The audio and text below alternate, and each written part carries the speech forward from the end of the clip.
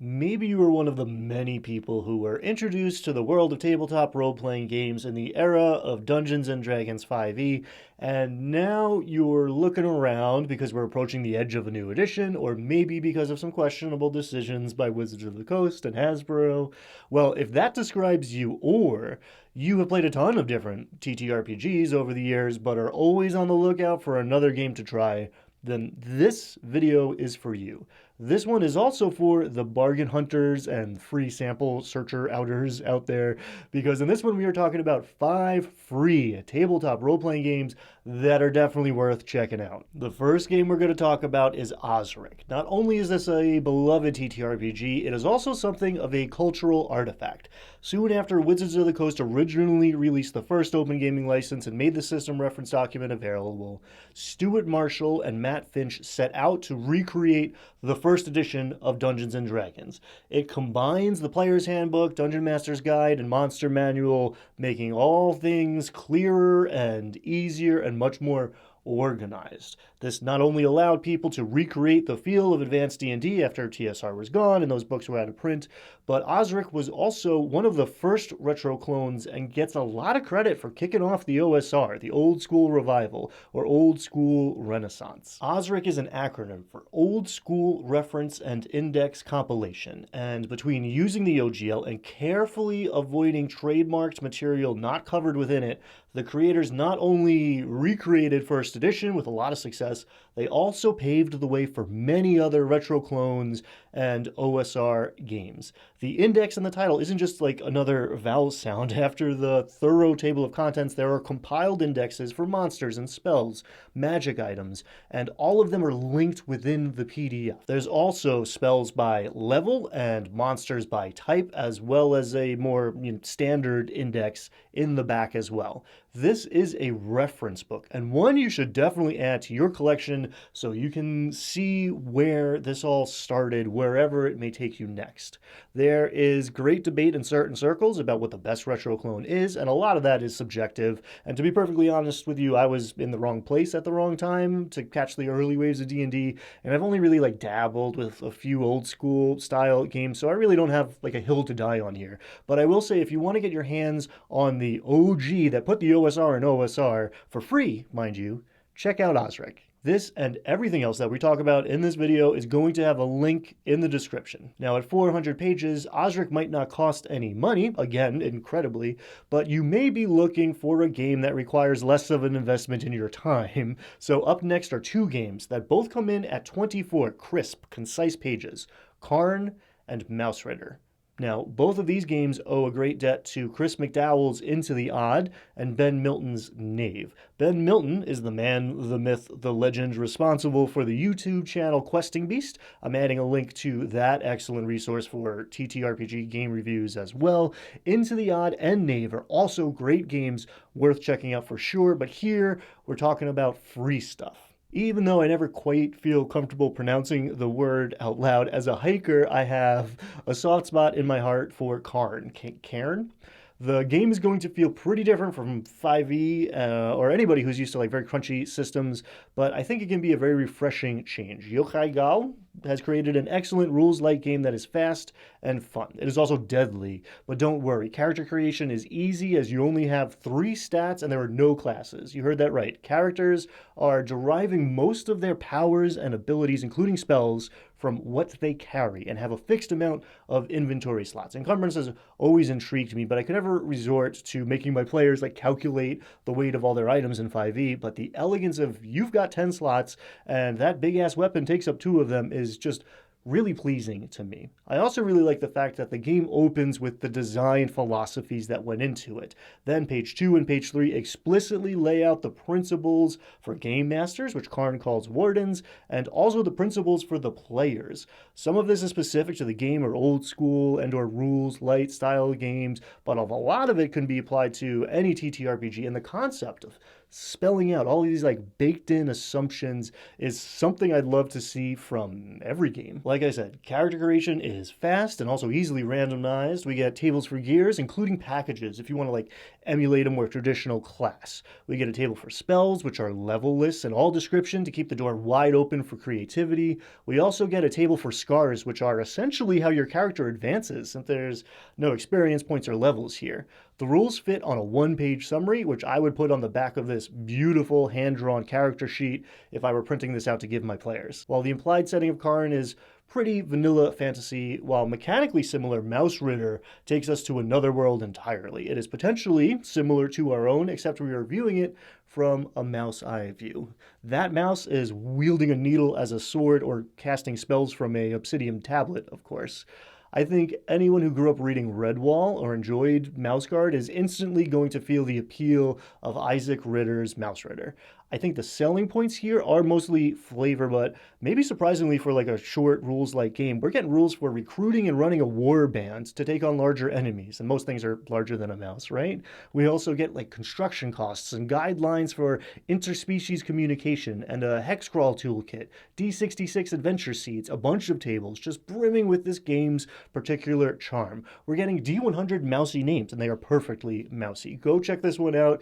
You just have to feel the tiny epic, scary, cozy vibes for yourself. It's probably coming through in this video that I love a good table. If you've been with me for a while, you know that's true. Hey, it actually happened a while ago, but I just realized my Forest Encounter tables got a bestseller medal on the DM's Guild. If you want some bonus free material built for 5e but translatable to many of the games we're talking about here, check out the link to my DM's Guild stuff down below. Many of them, yes, do actually have prices on them, but I put the whole product in the preview, which you can view and download.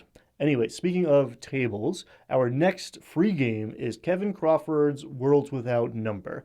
This has got to be the game that I've spent the most time with, but never actually played. Right out of the gate, the introduction acknowledges that while this is a robust and stable rule set for running games, a lot of people might come here for all the tools and tables geared to help game masters build the world of their game and fill their sandbox with toys. It's almost like there are two games in this book, and even if you aren't using the one built to play with your friends around a table, the majority of this hefty tome is for the GM to use on their own. In prep, absolutely, but also to pull out in case of emergencies when the party zigged instead of zagged, and you need to quickly build a city, complete with factions that have assets and goals and enemies that are interesting and distinct from the last thing you threw together on the fly.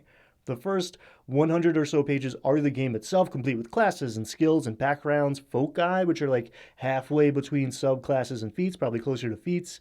There are some pretty crunchy rules for magic and evocative spell lists broken up by school and level. Then we get a solid Jack Vance vibes setting built in as an example and inspiration for about like 20 pages. Then we get into the stuff where you're going to go reaching for this again and again if you enjoy world building.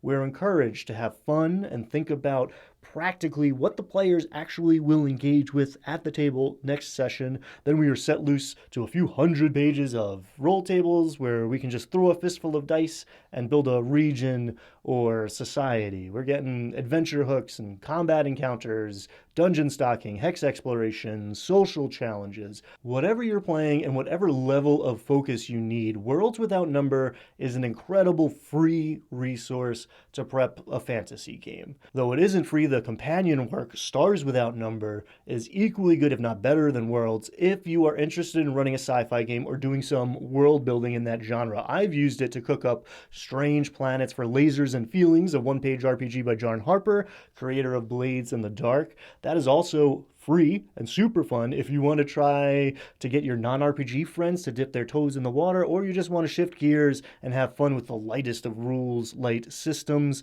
I'm calling that our second bonus because the fifth and final official stop on our whirlwind tour of free games is going to be Ironsworn. But before we get there, I just want to take a beat and appreciate how awesome it is that there is so much out there for free that we can just have instantly. Despite all the problems, we live in a true golden age, my friends. It's easy to forget that. It's also easy to take for granted. So if you get enjoyment and value out of any of these games, consider throwing a couple Gilder at the creators. Maybe buy an adventure or a supplement or other paid product that they're offering. Every dollar is a vote, and we have to support the things that we care about.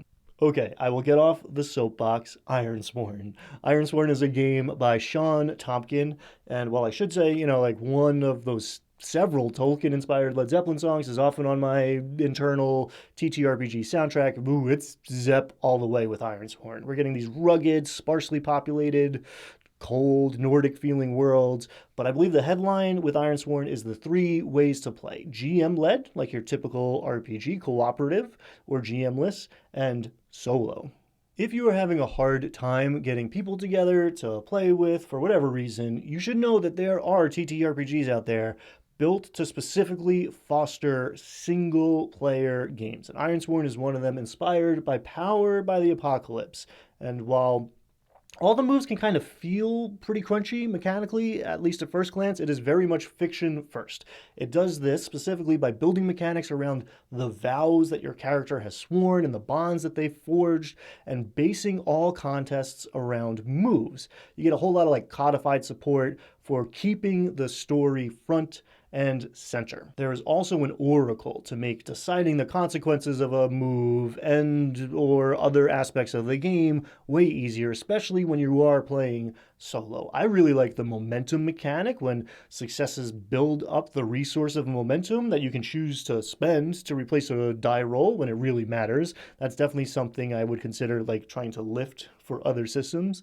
The other thing worth looking at by itself is the oracles. If you got excited by the prospect of all those GM toolkit tables in Worlds Without Number, Ironsworn has some really good ones going on as well. Also, like our last entry, Ironsworn has a sci-fi sister game called Starforged, and while it also is not free, not everything can be after all. It would be a great pickup for anyone looking for a sci-fi TTRPG that supports and is built for solo play. I also think these solo games could be a great way to practice and build up your game master muscles. I've got links for everything that we've talked about here in the description below, and I would love to get your help adding to this list of free TTRPGs in the comments. There are so many great games out there, and there are more on the horizon that I am eagerly awaiting. Some we might have to wait a little while for, but maybe could get in on the playtests. Others are only months or even weeks away from release. Next time, we're going to talk about 5 games that aren't out just yet, but I am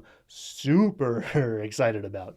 And if you want to play 5e but don't feel like giving WotC money, I've got a video about playing D&D for free here. If you've enjoyed this video and want to support me, please consider hitting like and subscribe and joining us on Patreon. Thank you so much for watching. Be kind, have fun, and I'll see you next time.